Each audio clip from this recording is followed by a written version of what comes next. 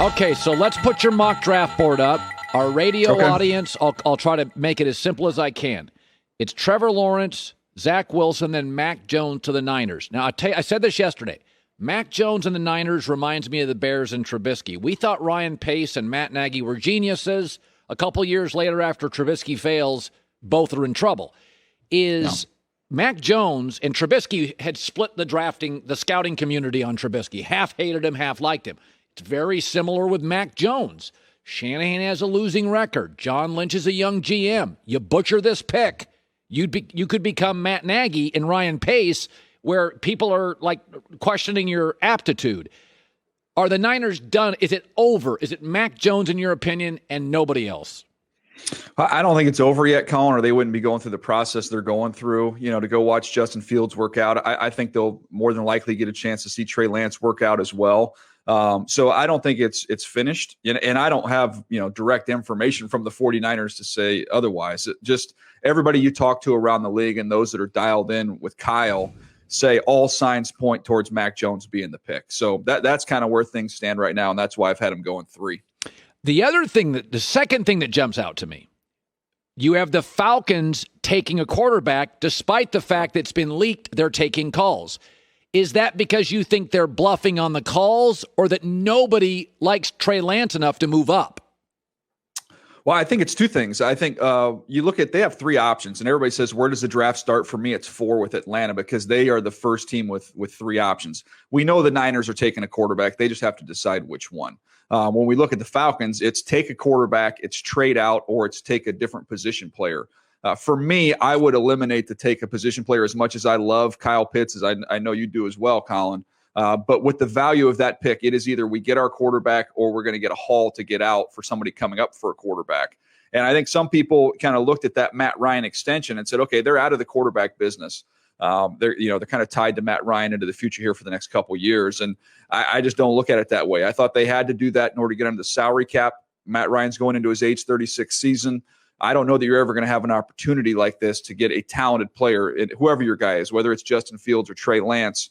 I just don't know when the Falcons, can feel good about being in that type of position again. So I get taking phone calls because I think that's one of the 2 viable options that they have. But at the end of the day, I'm guessing they stick and pick and ended up getting a quarterback. Here's the third thing that jumps out to me, is that you have Bengals, Dolphins, Lions going tight end, receiver, quarterback, meaning that 2 tremendous offensive line products fall to 8 and 9. And by the way, for the Panthers, this would be wonderful because they need a corner and a left tackle badly. But it is interesting. You have the Lions taking Justin Fields. Now, this is why this would scare me to death. Jared Goff lost his confidence at the end of last year. Mm-hmm. You draft a quarterback. I mean, that kid's looking over his shoulder from day one. I think it could be a Goff crusher. Explain Lions and Justin Fields. Well, if you take Justin Fields, you're not really worried about Jared Goff's emotions or feelings at that point in time. You're not married to Jared Goff. This was not Jared Goff for Matthew Stafford straight up, and you are invested and committed, and you're in the Jared Goff business. There are 2 ones that came along with Jared Goff on that airplane. So to me, you're still trying to find the best option you can get at that position. And if you feel like Justin Fields has a higher ceiling and there's more meat on the bone there with him, you're at the beginning of the rebuild here with Detroit. You've got long-term contracts for head coach and GM.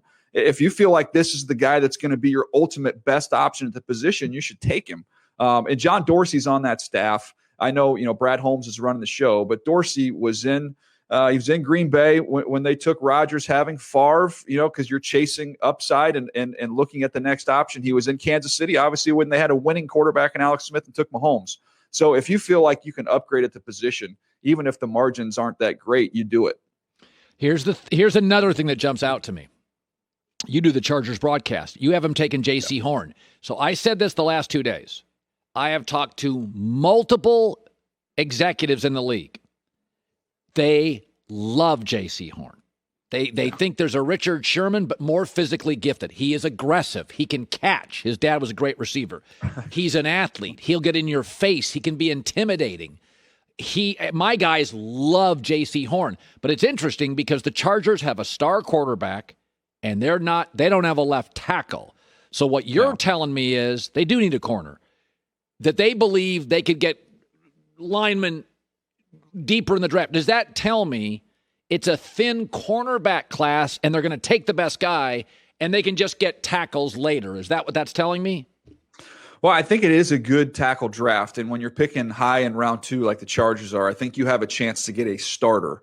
Now, it's going to be a drop off from what you would be able to get potentially with that pick at 13. But to me, if Slater and Sewell are gone, the difference between the third tackle and let's say the 6th or 7th tackle that you would get, I can wrap my mind around that and be okay with that. And I look at Brandon Staley and I look at what he did with the Rams and having somebody like a Jalen Ramsey and having J.C. Horn, who you can use in different ways to match up, and having a healthy Derwin James, and getting Bosa back. Now I'm looking at this Charger defense saying, man, this has got a chance to be one of the best defenses in all of football. And again, the difference to me is how great is that gap between our tackle number 3 and our tackle number 7?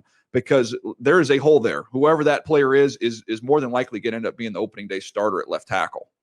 So Lynch and Shanahan or somebody for the Niners is going to Justin Fields' second pro day. Now, you're a former scout. Why do you go to a second pro day? I mean, there's nobody there. You're thrown against air. What could you as a scout learn first pro day to second pro day? Well, I think it's being labeled as a pro day, and it's almost semantics, Colin, because they're not allowed to have private workouts this year. Okay, in years past, you'd see teams go to the pro day, and then they would get a chance to do a private workout. So I'm going to get on the plane, a private plane. I'm going to have my GM, head coach, quarterback coach, offensive coordinator, and we're going to put Justin Fields through a workout that running our stuff to see how he does. To see how he picks up what we're asking him to do and really kind of fill in any gaps or holes you might have seen in his tape. Well, you can't do that this year. So the way they're getting around that is these quarterbacks with their schools are saying, okay, we're having a second pro day in quotes. And now the 49ers can come there to that pro day and you can say, hey guys, what do you want to see me do? We had all 32 teams here for the last one.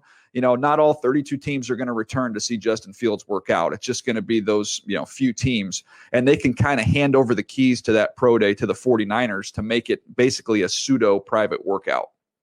So a lot of people have said, why get Sam Darnold? He doesn't grade as high as Teddy Bridgewater. You tell me as a scout, is Darnold, I look at it and I know Matt Rule wants to throw the ball down the field, and that's not Teddy's gig. That's not what he does. Yeah. He runs the offense. I think they want to be more explosive. That's why they went and got Robbie Anderson. They want to be an over-the-top offense. They want to be a big strike offense, and I think it just doesn't work. But when you, as a scout, look at Darnold Bridgewater, is there a gap at all? I think there is. I think Sam just much more talented, and you hit it. He plays aggressive, and you get some of the negatives that come along with that. Now, if you tell me that I've got, a top 3 defense in the league, a top 3 special teams in the league, then I'm comfortable. I'll roll out Teddy Bridgewater, and we're going to try and grind out games and win 17-14. But that's not where the Carolina Panthers are. And Sam, even though the stats are what they are, and you can look at his career thus far, you have to be able to separate his talent from his atmosphere that he was in. He still has that talent. So to me, now it's up to Joe Brady. Can they get that out of Sam? But I think the difference in ability between him and Teddy is significant, in my opinion. Now, again, there's not the evidence to go off of with what happened to the Jets. But, Colin, we always talk about the 3 Ps with these quarterbacks. You got to have a play caller, you got to have protection, you got to have playmakers. And he has never had any of the 3 throughout his NFL career. And he's going to have a pretty good shot with all 3 in Carolina. By the way, just 30 seconds on Kyle Pitts. Best tight end prospect you've ever evaluated? Yeah, for me, I didn't do one of my first years in the league was Kellen Winslow Jr. I did not do him. I did not have to evaluate him, but just, sitting in those meetings, hearing people talk about him. And obviously we know what's going on with his life. But the motorcycle accident with him, if that doesn't happen, who knows? But he was, in terms of talent, that's the only comparison. Yeah. Daniel Jeremiah, Move the Sticks podcast. Good seeing you, bud. Hi, everybody. Thanks for watching. Subscribe here to get the latest from the show. Also, be sure to check out more of the best clips from The Herd or go watch a few segments from other shows on FS1.